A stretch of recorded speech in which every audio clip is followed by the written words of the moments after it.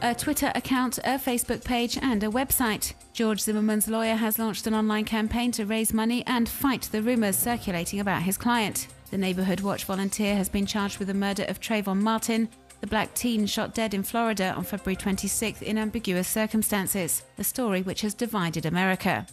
The lawyer, Mr. Mark O'Mara, has posted a statement on the website recognising that it is unusual for a lawyer to defend a client via social media platforms, but adds the case, which has been highly publicised, is also very unusual.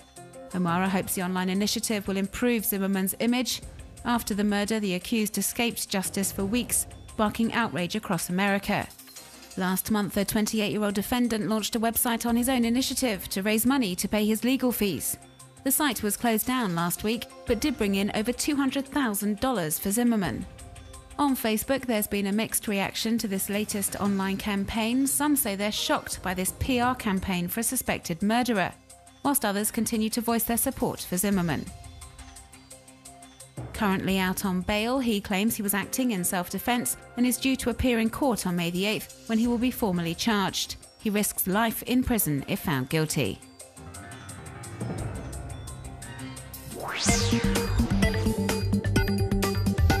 The British military has unveiled plans to install surface-to-air missile batteries on roofs of residential buildings across London throughout the duration of the Olympic Games from July 27th to August 12th.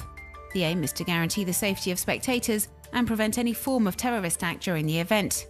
But the idea has sparked a lively reaction online.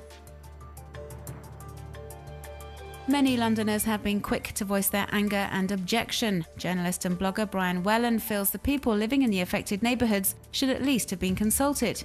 This obviously wasn't the case, as Wellen says the first he heard about the plans was from a leaflet in the post from the Defence Ministry, explaining the operation in very brief terms and describing the missiles that were soon to be installed on roofs across the capital. A unilateral decision which has raised numerous questions around the British blogosphere. Some, like this Twitter user, want to know where exactly in London the missile batteries will be deployed, whilst others are wondering if the people living in the buildings concerned will be given a tax rebate for assisting the authorities in protecting the country. For some of the capital's residents, the project shouldn't even be called into question. This web user says the presence of missiles on rooftops across London will act as a deterrent for potential terrorists and should guarantee the Olympic Games run smoothly and without incident. If your house was burning down, what would you take with you? American photographer Foster Huntington believes we can learn a lot about someone from how they answer this question. And so he launched this project, The Burning House. For the past year or so, web users have been sending in photos of the objects they couldn't live without. The images have been compiled on a blog and are to feature in a book, which will hit the shelves in July. Chris Loesh's Twitter account was suspended on Sunday after web users reported him for spam. He claims he was simply defending his wife, American conservative radio host Dana Loesch, from a series of online attacks. Many web users have been using the hashtag #FreeChrisLoesch to urge Twitter to reactivate his account and also rethink its block and report spam function, which in its current state opens the door to this kind of problem. Some feel it even represents a threat to freedom of expression.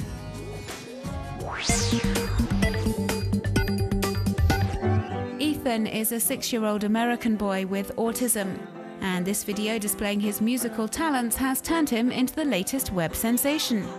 He plays the piano alongside his father as they take on the Billy Joel hit Piano Man.